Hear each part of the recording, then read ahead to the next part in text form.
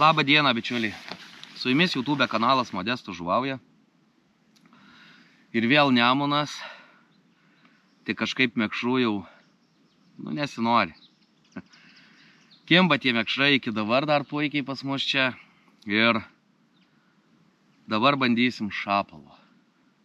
Su manim Ugnius aukščiau nuėjęs truputėlį, bandys ant dugninukės. Aš gaudysiu plūdę, bolonkę. 6 metrų ir jei jau šapalas, tai reikia tam rajūnui kažko ir paduot užkrimst.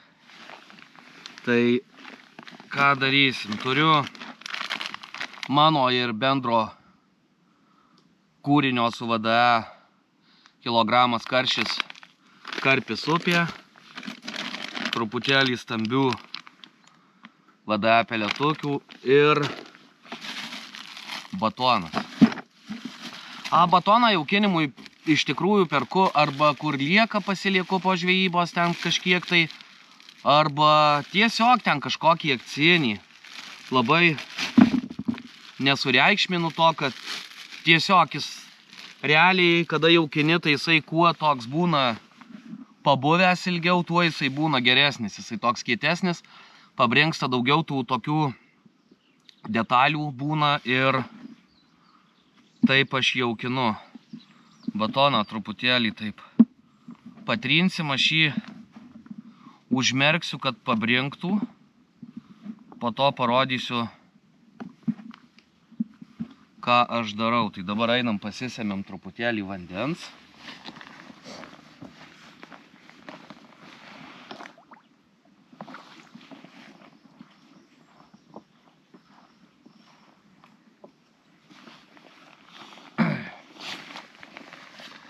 Va, daug vandens ne, bet taip, kad jisai... Va, kaip čia geriau, kad parodyt. Va, jisai būna toks. Va, vandens, kaip matot, nėra labai daug ir jį taip tiesiog rankom pratrinam.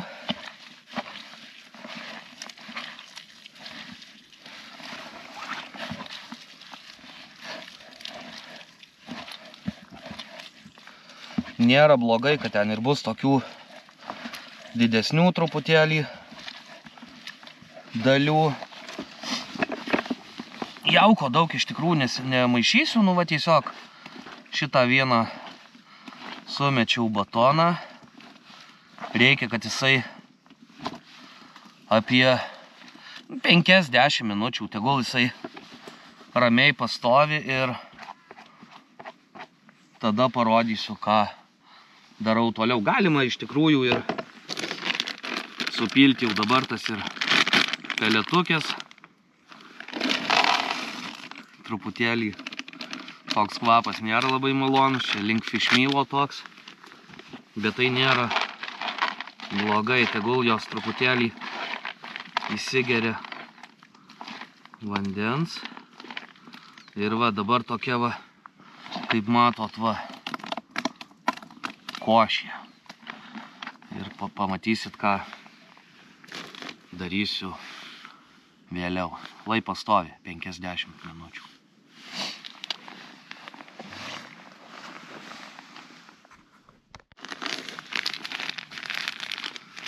Kągi, praėjo truputėlis laiko, ta košytė truputį pabrinko ir dabar tiesiog imam kilogramą jauko.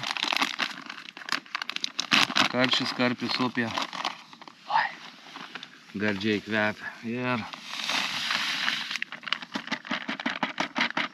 pilam viską ant tos košės. Gerai išmaišom ir žiūrėsim, ar dar reikės vandens. Dapil truputį ar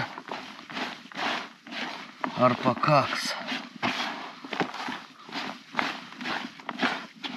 Startui kalsiu turbūt kokia apie 70-60 procentų jauko, o po to, jeigu reikės, tai nedideliais rutuliukais dajaukinsim. Ir jaukas turi būti ganėtinai toks kietas, kaip sakoma, tas kukulis turi būti ilgai dirbantis. Matau, kad vandens greičiausiai net nereikės, nes ir batonė dar likę drėgmės tos nemažai. Taip, kad irgi lai truputėlį pabūna ir tada matysim.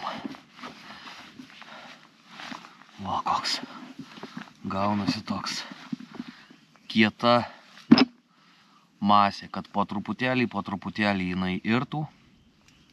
Viena kita peletė didesnė, vienas kitas didesnis batono gabalas. Taip srovės pagalba po truputėlį viskas keliaus žemyn upe ir taip vilios šapalą. Irgi pajaukinsim, ilgai turbūt neužsibūsim, nes jeigu jie čia kažkur netoliese išmirinės, tai manau turbūt kokią valandos bėgį tikrai turėtų pasirodyti. Jeigu ne, tada keliausim gal kažkur kitur pabandyti. Ugnius jau dugninukę, matau, užmetė, o aš eisiu ruoštis įrankius, jaukas laibiskį pabūna ir jaukinsim ir gaudysim plačiaburnį.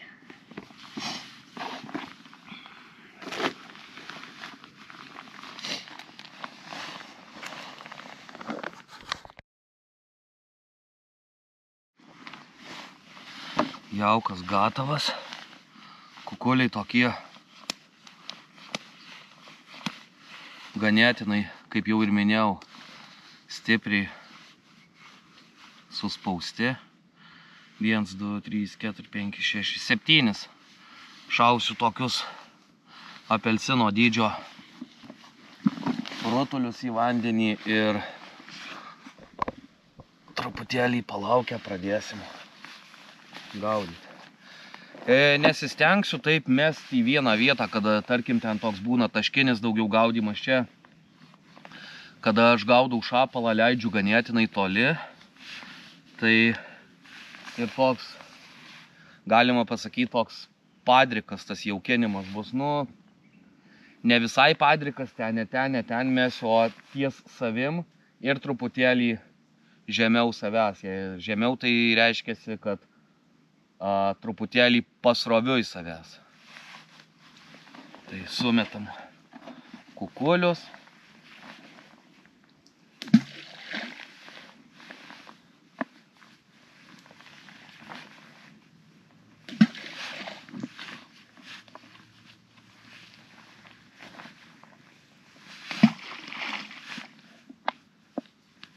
Brūtai suspaustus.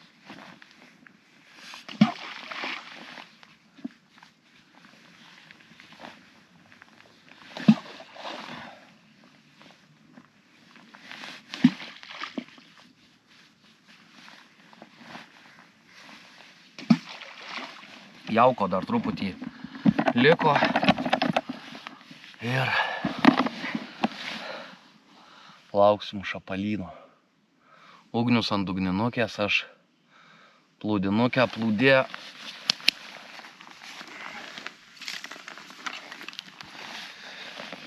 Plūdė dar čia kaip nuo mekšrų likus 8 gramų. Kažkaip tingiu aš ją. Perdėta būtų gal geriau vadinama morką dėt, bet kažkaip tai tik pavadėlį pakeisiu, pavadėlis 0,14 bus, sistema ta pati, slankiojantis švinelis, bet aš jį užspaudęs vienu švineliu ir dar kitu švineliu, kad tas slankiojantis švinelis nesislankiotų, o būtų tiesiog taip užspaustas kažkaip. Kodėl taip darau? Kad ant mekšo dažniau būna, kad jisai slankiojasi, o šapalui kažkaip esu pastebėjęs, kad kada jisai nesislankioja, būna užspaustas prispaudžiamų švineliu ir iš vienos ir iš kitos pusės, tai kažkaip tų nepakirtimų mažiau. Nu nežinau, tokis pastebėjimas mano per tą nemažai metų gaudavau aš tų šapalus, bet pastebėjęs, kad kažkaip mažiau tų vadinamų praknestų kibimų. Tai pasižiūrėsim. Ateis čia kas pas mus ar neateis. Manau, ateis, vanduo gerai dirba. Tokia ganėtinai lygi srovė ir kada ieškosite šapalo irgi, mano galva geriausia, aš bent jau ieškau, tai kur toks ganėtinai ilgas lygios srovės ruožas. Tai gali tą tokį tolygų ilgą pravedimą padaryti ir vis tiek, jeigu čia kažkur šmirinėja šapalynai, jie tikrai ateis, nes jaukas geras, jau ne pirmi bandymai čia su juo prisivilioti tą šapalą, tą didelę žuvį ir lauksim.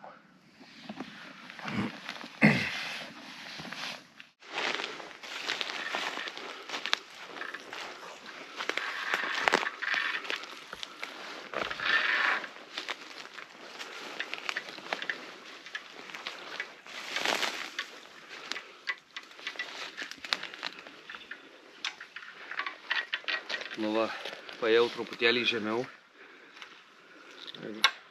Antru leidimu gal. Svakt. Nežinau, ar matysis hebrytė, bet prirėjęs jauko, tai baisiai. Vien geltonas. Nedidukas, bet pradžia yra.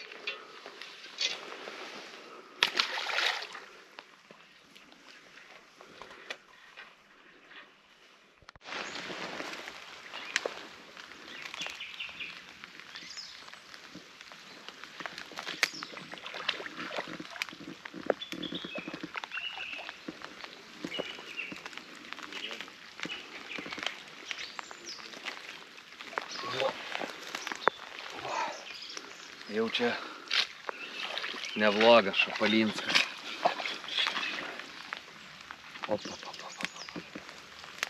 Va, koks kirstas čia kažkieno.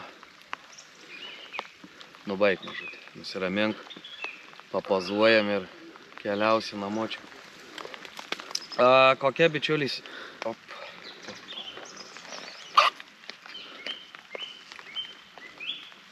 Kokia bičiuliai situacija, tai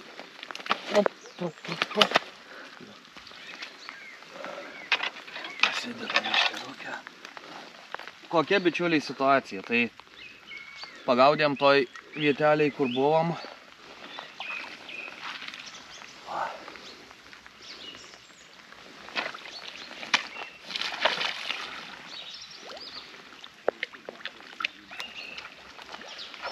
Pagaudėm toj vieteliai, vieną ištraukiau tą nediduką, kaip matėt, vieną nuleidau, bet irgi nedidelis ir dar vienas kibimas buvo, ten pagaudėm turbūt kokią geros 1,5 valandos, ugnius ant dugninukės irgi vieną kliovą turėjo gerą, nuplėšė plonas pavadėlis ir atlėkėm čia dabar truputėlį kitur, įkaliau dar tą visą likusį jauką, ten gal gavosi 4-5 kukuliai. Ir va dabar va pirmų leidimų bam šapalus, tai irgi oras toks. Šapalui nepasakyčiau, kad labai tinka, bet. Ir pasikeičiau plūdelę, užsidėjau tą tokią vadinamą morkutę. Va. Morka 8 gramukų, švinelis, kaip jau minėjau, prieš tai sistemėlė irgi.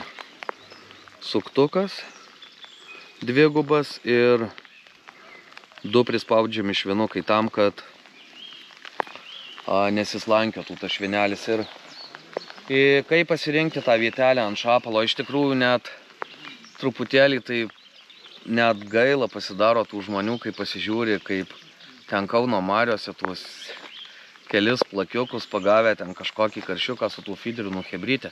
Atliekit kažkur čia prie Alytaus, prie Punios, aukščiau kažkur Alytaus, susigrumtų su normalia žuvim dar tų šėryklų užteks visa vasara prieš akis, nes, šaika, tai pats geriausias momentas realiai sugauti tą trofėjinę kuoją, tą trofėjinį šapalą ir, tikrai smagu. Vietą kaip pasirinkti, jeigu yra duobelė kažkokia, va, kaip matote, galima parodyti, čia tokios kaip apsemtos žolės, susėdę ten nemažai vyrukų gaudo, bando pagauti tą mekšrą, aš tiesiog atėjęs sumečiau tą jauką, atsisėdau ant išėjimo ir gaudau šapalus. Kablys iš tikrųjų didelis, va, kaip matot, nežinau, gal taip geriau matysis. Iš čia yra 4 ar 2 numerio, žodžiu, didelis batono gabalą, va, parodysiu, irgi dedam ganėtinai nemažą.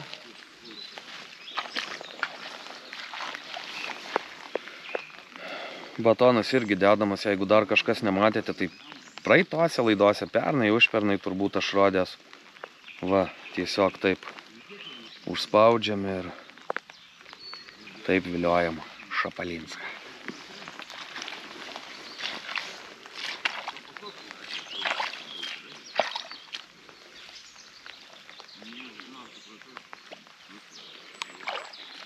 Pravedimas irgi ganėtinai ilgas, aišku, žiūrint, kaip leidžia srovė, dabar aš ganėtinai tokioj stiprioj srovėj čia atsisėdęs ant, kaip sakoma, pačio dubukės išėjimo, vienas nieks čia mane maišo ir atkreipkite dėmesį, kad reikia iš tikrųjų ant to šapalo tyliai būti, nesidaužyti, nesišamatuoti ir geriausia, kad nieko nebūtų žemiau jūsų, nes kada žemiau jūsų vis tiek žmogus kruta, juda ir taip šapalas yra ganėtinai atsargi žuvis. Kas liečia gylį, apie gylį, visgi turbūt nedaug esu pasakojęs apie gylį, bet darau taip, kad švinelis eitų truputėlį aukščiau dugno, o pavadėlis su batonu retkarčiais ten ar kažkoks akmenukas būna, ar kažkoks pakilimas, retkarčiais paliestų tą dugną. Ant plūdės matosi, kada jinai niurtilna, kada jinai pakyla, bet švinelio dugnu niekada praktiškai neleidžiu, nebent labai lygus dugnas, tai tada gali daryti taip, kad švinas ristųsi dugnu, bet šiaip tai švinelis eina aukščiau dugno, o pavadėlis kartkartėm paliečia dugną.